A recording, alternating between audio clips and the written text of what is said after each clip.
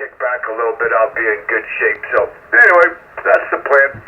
That is the plan. So on your 40-meter loop, I think you said it's about 20 feet up. Is it kind of 20 feet everywhere? That's my first question. My second question is, how do you feed it? Over. Well, I'm feeding it with a 4-to-1 balance, and it's set at one corner of the loop. It used to be out a little bit more in the center, but that didn't work out so well. It was getting interference. So I pulled the feed point back towards the one corner, the southwest corner of the loop. And yeah, it's pretty much, I would say it's probably close to, I'd say in reality it's probably about 19 foot off the ground. And it's pretty low all the way around. I used 4 telescopic flagpoles from Harbor Freight, or 20-foot flagpoles, and got the thing, measured out and set up, and anchored the poles down with some EMTs. I think it was like 2-inch EMT, steam into those into the ground about 2 feet all the way around, and then the flagpoles slide right over, so they're right at the top of the ground. And then goes up through the islet and back out to a golf mountain, and ran the wire through there. And it's nice because the whole thing during high winds, the whole thing will just lean one way and pull back. And the aluminum poles are made flex, and that's what they do. And I've had that. I've got probably close to 10 years now. Never had a problem out of it. About the only thing I ever had a problem with is one of the ropes. Well, actually, all the ropes have been replaced, but they had a tendency to dry out in the sun. And they get brittle. Next thing you know, I'm laying on the ground. Other than that, I can't really complain at all. Not one little bit. Yeah, I like this thing. And I'll tell you, there's a kind of a story. I think that your story and my story kind of coincide together here. I myself got out of that hobby for probably about 8 years. And in the meantime, I had taken down the tower, the beams. I got rid of all my equipment. And I was serious. I didn't want to be in it no more. And the fellow that I was working with, he was going down to Dayton Invention, and he's going to take his general test, and he wanted me to go with him. I was like, well, I'll go for moral support, but, that's about it.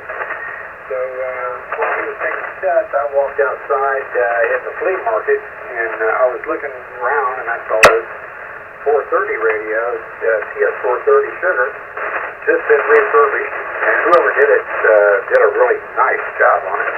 And so the radio, the power supply, the external speaker, and a hand mic was with it. And behind that was this 870 sitting in a box that said, it was just questionable, and they had a price on it for $150. And I asked the fellow there at the table, I said, what's the deal on this 870?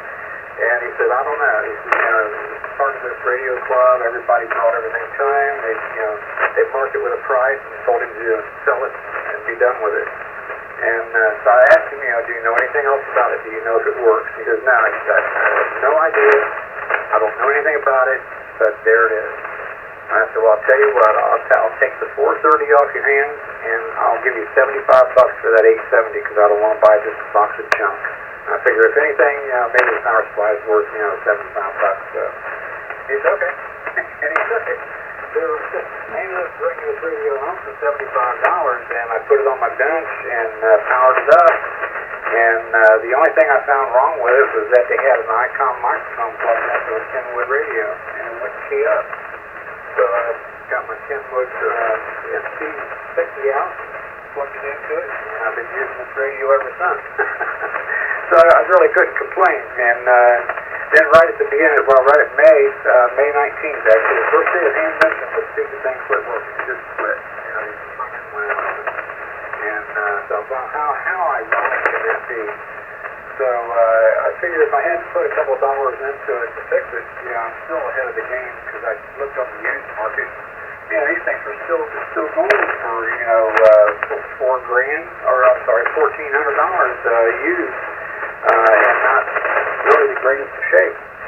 So, luckily I lucked in and found a guy out in California that knows how to fix them and did a great job. You know, so I got a total of like $300 in this repair of this radio, and so I'm still way ahead of the game on it. But anyway, enough of that. But yeah, it was interesting when you said you got out of the hobby and got back into it again. And I was like, man, I did the exact same thing. When I came back into it, I came home with the TS430 and the TS870, and then I realized that the reality hit me in the face. I don't have a tower, I don't have a beam, I have no antenna, there's just this stupid thing up there. So I had to come up with something economical because I just spent all my money at Ham Wrenching that day. And the fellow was telling me about these flagpoles down at Harbor Freight. Well, I'll figure out how long that my loop wire is going to be, and I'll put that baby up in the backyard. And I've been doing it ever since. It's been doing a great job for me. I've worked all over Europe, I've worked in Australia, Japan, everywhere. It's just a great antenna. And for some reason, at 20 foot, 19 to 20 foot up off the ground, it seems to work really, really well. I actually planned on getting it back up in the air a little further. I'd like to get it up like 30 foot, 35 feet maybe. And a fellow, trying to think of where he was. I think he was in Missouri. We were talking one day, and he said, you know, if you raise the antenna up, you're also going to increase the noise floor in that antenna as well. So his suggestion was just leave it where it is, because it's working really well. And I have to agree with him. My noise floor is really low. I don't have a whole lot of noise coming in on that antenna at all. And receives and transmits, north, south, east, west. It's a great antenna. I probably never quit using it. But anyway, Ed, I don't want to chew your ear off too much with your signal. I'm sure there's other people wanting to talk to you. KTHYA from KF8WC. Yeah, no problem, Timmy. No problem. Doesn't matter. Don't matter. I'm not a DX59 guy just blowing through stations. I enjoy get to know people and mess around a little bit. But yeah, excellent. Yeah, I like it. That's what I kind of thought, maybe a 4-to-1. And I never had a loop. I'm kicking around the idea like I need another antenna, but it's always fun to experiment with stuff. And yeah, I agree with you. You know, the higher you get it up, you have the increased potential for noise.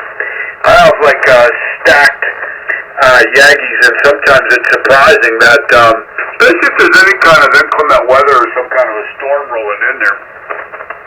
Boy, you know, the top antenna gets wiped out with noise, like sometimes an hour or more earlier than the bottom antenna, and sometimes the lower antennas you can still kind of continue to operate on. So yeah, there's definitely something to that. And I think it's just like, that's what's, you know, the ideal circumstances is have a little bit of everything, because boy, it seems like one time or one type of a band condition or propagation or location of who you're talking to, one antenna seems to work better, and then the next day a different antenna does. So, and you never really know until you have multiple ones. You know, you have one, you're like, this thing's perfect, man. But sometimes then you put something else up, and maybe in one direction you see a much higher gain. But yeah, I'm with you. Yeah, it sounds like a pretty cool setup there with the collapsible flagpole things. Yeah, that sounds like a great idea. I'm working on some tubing stuff, some aluminum tubing.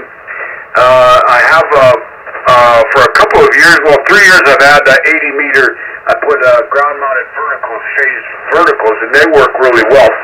But boy, they were real thin, flimsy tubing, and I kept running into problems. They get frozen, and then cold wind come blowing through there, and they get kind of bent and kinked, and then the ice starts building up. And long story short, I fixed them about 5 times, and I told my wife, I said, you know, this coming year I'm done with them things, so I'm going to redo them. So I bought some regular Schedule 40 aluminum pipes. So I'm in the process of putting them together. So I'm looking forward to getting those back up in the air. They'll be much sturdier than what I had before. And those work like gangbusters, transmitting, but you know, not the greatest.